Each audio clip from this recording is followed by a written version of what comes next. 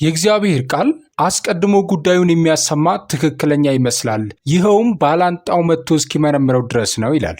እስኪ አቡ አይደር የሚለውን ሰምተን ምላሽ መስጠታችንን እንቀጥል። በሶስተኛ ደረጃ የነቢያትን ስም ማቀፉ ብለሃል።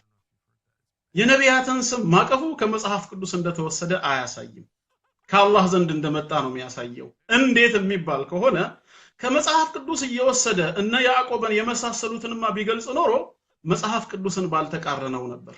አብዛኛዎቹ መጽሐፍ ቅዱስ ነብይ መሆናቸውን ያልመሰከረላቸውን ነው ቁርአን በነብይነት የሚገልጻቸው። ለምሳሌ ከመጀመሪያው አባታችን ብንነሳ አደምን በነብይነት ይገልጸዋል። ኢድሪስ ወይም ሄኖክን በነብይነት ይገልጸዋል። ኖህን በነብይነት ይገልጸዋል። መጽሐፍ ቅዱስ ለነዚህ ለሶስቱ የትም ቦታ የነብይነት ምስክርነትን አይሰጥም። ቢኮርጅ ኖሮ ከዛ ቢወስድና ቢቀዳ ኖሮ ቁርአን ነብይ ብሎ የሚያስተዋውቀን እነማንን ይሆን ነበር? መጽሐፍ ቅዱስ ራሱ ነብይ ናቸው ብሎ የመሰከረላቸውን ነብይ ሲላቸው በተቃራኒው ዝም ያለውን ዝም ይል ነበር። ነገር ግን ከመጽሐፉ ተቃራኒ በሆነ መልኩ መጽሐፍ ቅዱስ የነብይነትና የመልእክተኝነትን ማዕረግ ያልሰጣቸውን ነብይና መልእክተኛ መሆናቸውን ይገልጻል። በተቃራኒው ባይብል ነብይ ያላቸውን ደግሞ ቅዱስ ቁርአን በዝምታ ያልፋል፣ እንደ ዲቦራ አይነቷ ማለት ነው። ስለዚህ የነቢያትን ስም መያዙ ሙሳ ወይም ሃሩን፣ ዳውድ፣ ሱለይማን ማለቱ ከመጽሐፍ ቅዱስ ተኮረጀ ለማለት በፍጹም አያስችልም። ከኡስታዝ አቡ ሀይደር የቀረበው መከራከሪያ ቁርአን ከመጽሐፍ ቅዱስና ከመጽሐፍ ቅዱስ ውጪ ከሆኑ ትውፊቶች ወስዷል ወይም ኮርጇል የሚለው መከራከሪያ በፍጹም አያፈርሰውም። በአቡ ሀይደር የቀረበው መከራከሪያ የሚያፈርሰው የክርክሩን የተሳሳተ ወይም ምናባዊ የሆነ አቀራረብ ብቻ ነው። ይህም ልክ ወንጌላዊ ተክሉ ወይም ሌሎች ክርስቲያን ተቺዎች መሐመድ ከመጽሐፍ ቅዱስ ፊት ተቀምጦ ቃል በቃል ገልብጧል እንደሚሉ ተደርጎ የቀረበውን ነው። ክርክሩ ግን ይህ አይደለም። ክርክሩ ቁርአን ከእስልምና በፊት በአረቢያና በዙሪያዋ ባሉ አካባቢዎች ይዘዋወሩ በነበሩ የቀድሞ አይሁዳዊ፣ ክርስቲያናዊና አዋልድ ትውፊቶች ላይ በእጅጉ የተመሰረተ ነው የሚል ነው። ቁርአን አዳምን፣ ሄኖክንና ኖህን ነቢያት ብሎ መጥራቱ መለኮታዊ መገለጥ መሆኑን አያረጋግጥም። እነዚህ ሐሳቦች ከመጽሐፍ ቅዱስ ውጭ ባሉ የአይሁድና የክርስቲያን ትውፊቶች ውስጥ ቀድመው ነበሩ። በሰባተኛው ክፍለ ዘመን ስለ መጽሐፍ ቅዱስ ገጸ ባህሪያት ስፍር ቁጥር የሌላቸው የቃል ታሪኮች፣ የሚድራሽ ትውፊቶች፣ የአዋልድ መጽሐፍትና አፈ ታሪኮች ነበሩ። መሐመድ የሚኖረው አይሁዶች፣ ክርስቲያኖችና የተለያዩ ሃይማኖታዊ ቡድኖች ዘወትር በሚገናኙበት የንግድ አካባቢ ነበር። ቁርአንም እነዚህን ትውፊቶች በተደጋጋሚ ያንጸባርቃል። ለምሳሌ ቁርአን ስለ አብርሃም ጣዖታትን መስበር የሚተርከው ታሪክ ከብሉይ ኪዳን ይልቅ የአይሁድ ሚድራሽ ጽሑፎችን ይመስላል። ኢየሱስ በእናቱ እቅፍ ሆኖ ስለመናገሩ የሚተርከው ታሪክ ከእስልምና በመቶዎች የሚቆጠሩ ዓመታት በፊት በነበሩ የክርስትና አዋልድ ጽሑፎች ውስጥ ይገኛል። ቁርአን ስለ ሰለሞን አጋንንትን መቆጣጠርና ከእንስሳት ጋር መነጋገር የሚተርካቸው ታሪኮችም ከአይሁድ አፈ ታሪኮች የተወሰዱ ናቸው። ስለዚህ ቁርአን ከመጽሐፍ ቅዱስ ሲለይ ይህ ከመጽሐፍ ቅዱሳዊ ተጽዕኖ ነፃ መሆኑን አያረጋግጥም። እንዲያውም በብዙ አጋጣሚዎች ከመጽሐፍ ቅዱስ ጽሑፎች ይልቅ በኋለኛው ዘመን በተፈጠሩ አፈ ታሪኮች ላይ ጥገኛ መሆኑን ያሳያል። ስለ ዲቦራ የሚነሳው መከራከሪያ አይሰራም። ዲቦራ በመሳፍንት ምዕራፍ 4 ቁጥር 4 ላይ ነብይት ተብላ በግልጽ ተጠርታለች። ቁርአን በእርግጥ መጽሐፍ ቅዱስን ካነሳሳው አምላክ የመጣ ከሆነ ለምን ዋና ዋና ነቢያት ተቀነሱ? ለምን ሴት ነቢያት ችላ ተባሉ? እነዚህ ቅነሳዎች ትርጉም የሚሰጡት ቁርአን የቀደመውን መገለጥ ፍጹም በሆነ መለኮታዊ መንገድ ከማረም ይልቅ የሰባተኛው ክፍለ ዘመን አረቢያን ስነ መለኮታዊና ባህላዊ ግምቶች እያንጸባረቀ ከሆነ ነው። እዚህ ጋር ደግሞ ሌላ ትልቅ ችግር አለ። ቁርአን የቀደሙትን መጽሐፍት ያረጋግጣል እያለ ደጋግሞ ይናገራል። ነገር ግን ማረጋገጥ ማለት ታሪኮችን እንደገና መጻፍ፣ ስነ መለኮቱን መለወጥ፣ ዋና ዋና መሰረተ ትምህርቶችን መካድና የመጽሐፍ ቅዱስ ገጸ ባህሪያትን ማንነት መቀየር ማለት አይደለም። ቁርአን ከእስልምና ስነ መለኮት ጋር እንዲስማማ የመጽሐፍ ቅዱስ ትረካ ዋና ዋና ክፍሎችን ይለውጣል። ይህ ማረጋገጥ ሳይሆን ማሻሻል ወይም መከለስ ነው። ቁርአን እያንዳንዱ ነቢይ የእስልምናን አይነት መልእክት እንደሚሰብክና ከከባድ ኃጢአት የተጠበቁ እንደሆኑ አድርጎ ያቀርባል። መጽሐፍ ቅዱስ ግን ነቢያትን የሚያቀርበው በዚህ መንገድ አይደለም። በመጽሐፍ ቅዱስ ኖህ ይሰክራል፣ ዳዊት ያመነዝራል፣ ሰለሞን ወደ ጣዖት አምልኮ ይሄዳል፣ ሙሴም እግዚአብሔር ሳይታዘዝ ይቀራል። መጽሐፍ ቅዱስ የሰው ልጅ ቤዛ እንደሚያስፈልገው ለማሳየት ነቢያትን በተጨባጭ ሁኔታ ያቀርባቸዋል። ቁርአን ግን እስልምና የተለየ ስነ መለኮታዊ ዓላማ ስላለው እነዚህን ሰዎች ወደ እስላማዊ ነቢያትነት ቀይሯቸዋል። የመጽሐፍ ቅዱስ ስሞችን እየተጠቀሙ መልእክታቸው መለወጥ መለኮታዊ መገለጥ መሆኑን አያረጋግጥም። ዛሬ አንድ ሰው ስለ ሙሴ፣ ኢየሱስ፣ አብርሃም እና ዳዊት አዲስ የሃይማኖት መጽሐፍ ቢጽፍ ነገር ግን ትምህርታቸውን ከአዲስ ሃይማኖት ጋር እንዲስማማ አድርጎ ቢለውጠው ማንም ይህንን ለመለኮታዊ መገለጥ እንደማስረጃ አይቆጥረውም። ይልቁንም የቀድሞ ትውፊቶችን ወደ አዲስ ስነ መለኮታዊ ማዕቀፍ የመለወጥ ሥራ እንደሆነ ይረዱታል። ቁርአን እያደረገ ያለውም በትክክል ይህንን ነው። ስለዚህ ዋናው ጉዳይ መጽሐፍ ቅዱስን ቃል በቃል ገልብጧል ወይም አልገለበጠም የሚለው አይደለም። ጉዳዩ ቁርአን በቀድሞ አይሁዳዊና ክርስቲያናዊ ትውፊቶች ላይ የተመሰረተ ነው ወይስ አይደለም የሚለው ነው። በታሪካዊና በጽሑፍ ማስረጃዎች መሰረት ቁርአን በእነዚህ ላይ ጥገኛ መሆኑን በግልጽ ያሳያል። ሌላው በአራተኛ ደረጃ ጥቅስ ብቻ ነው ያቀረብከው፣ ምላሽ ለመስጠት አያመችም። ውይይት ከሆነ ምን መሰለህ ማድረግ ያለብን ሱራ 260 ዘጸአት 4:14 እያልክ ከመጥቀስ ሱራው ላይ ያለው ይነበባል በቁርአኑ፣ ዘጸአት ላይ የተባለውም ከፍቶ ይታያል። ከዛ ምን ያህል ይስማማሉ፣ ምን ያህል አንድ ናቸው የሚለውን ነው ማየት ያለብን። ጥቅሱ ብቻ በራሱ መቅረቡ ሱራ 260 ወይም ሱራ 4:40 እየተባለ ዘጸአት ብሎ መጥቀሱ ተኮረጀ ለማለት እንደ ማስረጃ አይሆንም። ይሄ አንተን ሐሳብ ትክክል አለመሆኑን ለመግለጽ ነው። እንግዲህ አንድ ብቻ ላንብብሎት፣ አንድ ብቻ ማለት ለማንበብ ብቻ አንድ ላንብብሎት። አሁን ለምሳሌ ቁርአን 20:11 ላይ ሙሴን በቁጥቋጦ መሃል ጠራው ይላል። ስሙን ጠርቶ ሙሴ ሙሴ ያለው ይላል።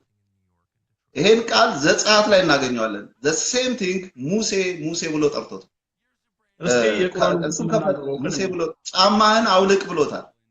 ጫማህን አውልቅ ብሎታል። እኛም መጽሐፍ ቅዱስ ላይ ዘጸአት ላይ እንዲሁ ጫማህን አውልቅ ብሎታል።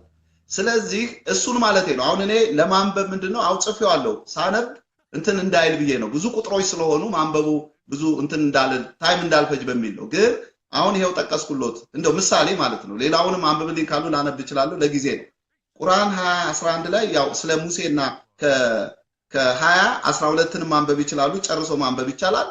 እሱ የሚያወራው ሙሴ ሙሴ ብሎ እንደጠራው ነው። እኛም መጽሐፍ ቅዱስ ላይ ሙሴ ሙሴ ብሎ እንደጠራው ጫማው ልቅ እንዳለው እናንተም ጋር ይናገራል። ስለዚህ ነው ያልኩት ሙሉ ለሙሉ ወስዷል አይደለም። እዚህ ጋር ያው ይረዱኛል ብዬ አምናለሁ አቡ አይደር።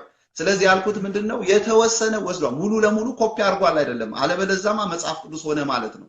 ስለዚህ ይሄው እዚህ ጋር አሁን የጠቀስኩት ቀጥሉ እንትን እንዳይሉኝ ብዬ። ኦኬ ሐሳቤን ያው ሳልጨርስ ነው በመሃል የገባኸው። ሶሪ በጣም ይቅርታ። ይሄ ችግር የለውም። እየተግባባን ብንሄድ ደግሞ ይበልጥ ደስ ይለኛል።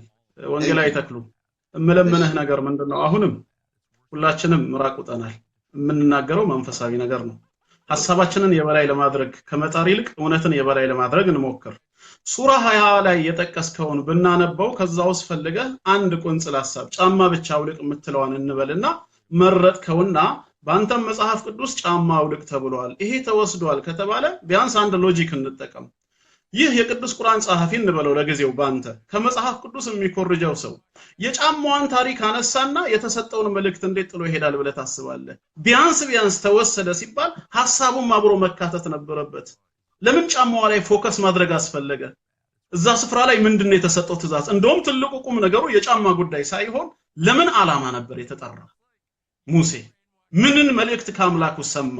ዋና እንደውም ፎከስ ማድረግ የነበረብን እዛ ላይ ነው። ጫማ ሚል ስናገኝ እዚህ ጋርም ጫማ ሚል ከሆነ ተኮርጇል እኮ አይደለም የሚባለው። ያማ ከሆነ አላህ አንድ ነው ይላል ምዕራፍ 112 ቅዱስ ቁርአን ቁጥር 1 ላይ። ዘዳግም 6:4 ላይ ደግሞ እግዚአብሔር አንድ ነው ይላል። ተኮርጇል ማለት ነው በቃ። ቅዱስ ቁርአን ላይ ነፍስ ሁሉ ሞትን ቀማሽ ነች ይላል። አሁንም ከባይብል ላይ ትፈልግና ነፍስ ሞትን ቀማሽ ነች ካለ ተኮርጇል ማለት ነው። ግዴታ አልተኮረጀም ለማለት መጽሐፍ ቅዱስ እግዚአብሔር አንድ ነው ሲል ቁርአን አላህ ሁለት ነው ማለት አለበት እንዴ? ወይም ነፍስ ሁሉ ሞትን ቀማሽ ነው ሲል ቅዱስ ቁርአን ነፍስ ሁሉ አይሞትም ማለት አለበት? ተኮርጇል ካልን ሐሳብ ነው ማውጣት ያለብን፣ ቃላት አይደለም መምረጥ ያለብን። አሁን ይህንን የሰማ ሙስሊም ኡስታዝ አቡ ሃይደር አሳማኝ ምክንያት አቅርቧል ብሎ ሊያስብ እንደሚችል ምንም ጥርጥር የለውም። አንዳንድ ክርስቲያኖችም ይህ ሐሳብ ያሳምናል ልትሉ ይችላላችሁ። እውነታው ግን እናንተ እንዳሰባችሁት አይደለም። አቡ ሃይደር መከራከሪያ ስነ ጽሑፋዊ ውርስና ማሻሻያ እንዴት እንደሚሰሩ በፍጹም አልተረዳም። አንድ ገልባጭ ለምን እንደ ጫማ ማውለቅ ያለውን ዝርዝር ወስዶ ዋናው መልእክት ይለውጣል ብለህ ትጠይቃለህ? ይህ እኮ በትክክል አንድ ሰው አንድን አፈ ታሪክ ከአዲስ ስነ መለኮታዊ ዓላማ ጋር እንዲስማማ አድርጎ እንደገና ሲጽፈው የሚያሳየው ምልክት ነው። መሐመድ ከመጽሐፍ ቅዱስ ወይም ይበልጥ በትክክል በ7ኛው ክፍለ ዘመን አረቢያ ውስጥ ይዘዋወሩ ከነበሩ የቃል ትውፊቶችና ከአይሁድ ሚድራሾች ወስዷል ስንል በአካል መጽሐፉን ተመልክቶ ቀጥታ ገለበጠ ማለታችን አይደለም። እሱ እኮ መጽሐፍ ቅዱስ አልነበረውም። ነገር ግን ታሪኮችን ይሰማ ነበር። በዚህም ምክንያት አድማጮቹ ቀድሞውኑ የሚያውቋቸውን ታዋቂ ምስሎችና ገጸ ባህሪያት ወስዶ እስላማዊ ያደረጋቸው። በዚህም ምክንያት በጊዜው በዙሪያው የነበሩ ሰዎች ጆሮ ብለው ይጠሩት ነበር። እስቲ አስበው፣ ስለ ጫማው የሚገልጸውን ዝርዝር ማካተት ለምን አስፈለገ? የተካተተው የሙሴ ታሪክ መለያ ወይም መልህቅ ስለሆነ ነው። ነገር ግን መሐመድ ስለ ዕብራውያን ቃል ኪዳን ወይም ስለሚነደው ቁጥቋጦ ልዩ ስነ መለኮት ጥልቅ ግንዛቤ ስላልነበረው የመጀመሪያውን ይዘት ማለትም የአምላክን ማንነት እንደ የአብርሃም የይስሐቅና የያዕቆብ አምላክ መሆኑን አስወግዶ አላህን አምልኩ በሚለው በራሱ አጠቃላይ መልእክት ተካው። ይህ መለኮታዊ መገለጥ አይደለም፣ የታወቀን ገጸ ባህሪ ወስዶ ሌላ ተውኔት ማቅረብ ነው። ቁርአን ተገልባጭ ላለመባል አምላክ ሁለት ነው ማለት ነበረበት የሚለው ሎጂክ መሰረተ ቢስ ምናባዊ መከራከሪያ ነው። በእርግጥ ቁርአን እንደ አምላክ አንድ ነው ወይም ሰው ሁሉ ይሞታል ባሉ ነገሮች ላይ ይስማማል። እነዚህ እኮ ከሃይማኖተኛ አድማጮቹ ዘንድ ተአማኝነትን ለማግኘት የሚያገለግሉ መንጠቆዎች ናቸው። እኔ ኖህ ስለሚባል ሰው መርከብ ስለመስራቱና ከጥፋት ውሃ ስለመትረፉ ታሪክ ብጽፍ፣ ነገር ግን የጥፋት ውሃን ምክንያትና የልጆቹን ስም ብቀይር፣ ይህ ማለት የተለየ መለኮታዊ ራዕይ ያየው ማለት አይደለም። ይልቁንም ሁሉም ሰው የሚያውቀውን ታዋቂ ታሪክ ወስጄ ለራሴ ዓላማ እንዲያገለግል አሻሻልኩት ማለት ነው። ቁርአን ጫማውን ይዞ መልእክቱን ማጣቱ የሚያሳየው የሰው ልጅ ማሻሻያ መሆኑንና መለኮታዊ ማረጋገጫ አለመሆኑን ነው። በተጨማሪም መሐመድ የመጽሐፉን ሰዎች ቋንቋ እንደማይችል፣ ስለዚህ እንደማያነብና ቁርአን ደግሞ የቀደሙትን የአይሁድና የክርስቲያኖችን መጽሐፍ ለማረጋገጥ እንደመጣ እንዳወጀ፣ መሐመድም በተሰጠው ቁርአን ጥርጣሬ ካደረበት የመጽሐፉን ሰዎች እንዲጠይቅ እንደታዘዘ፣ ነገር ግን መሐመድ ከመጠየቅ እንደተዘናጋና ይህ ሁሉ ችግር እንደተፈጠረ መዘንጋት የለብንም። በቀጣዩ እስከምንገናኝ ድረስ ይህንን ቪዲዮ ሼር በማድረግ ሙስሊሞች ጋር እንድታደርሱት አደራ እላችኋለሁ። የምትችሉ ደግሞ በገንዘባችሁም አግዙን። ይህ አገልግሎት ችላ የተባለ አገልግሎት በመሆኑ አሁን እጃችን ላይ ያሉ ብዙ ስራዎች አሉ። የሚያግዙን ግን ጥቂቶች ናቸው። ይህ አገልግሎት የእናንተን በመሆኑ እንዲያድግና ለብዙዎች ተደራሽ እንዲሆን አብረን እንስራ። ለሙስሊም ወዳጆቻችሁ ወንጌልን መንገር ትፈልጋላችሁ? ሙስሊሞች ሲድኑ ደስ ይላችኋል? ጠንካራ መሰረት ያለው እውቀት ለማግኘት ወደ ትክክለኛው የዩቲዩብ ቻናል መጥታችኋል። ሰብስክራይብ በማድረግ ተቀላቀሉ። የአገልግሎት ብዙዎች ጋር እንዲደርስ ላይክ እና ሼር ከማድረግን በተጨማሪ በገንዘባችሁ ማገልገል ከፈለጋችሁ ወርሃዊ የ50 ብር መዋጮ አለና በዛ መሳተፍ ትችላላችሁ። በዚህ ስልክ ቁጥር ማገልገል እፈልጋለሁ የሚል አጭር የጽሑፍ መልእክት በመላክ ተመዝገቡ። ለአገልግሎቱ ልዩ ስጦታ ካላችሁ ደግሞ ይህንን የንግድ ባንክ ቁጥር መጠቀም ትችላላችሁ። አብረን እናገልግል።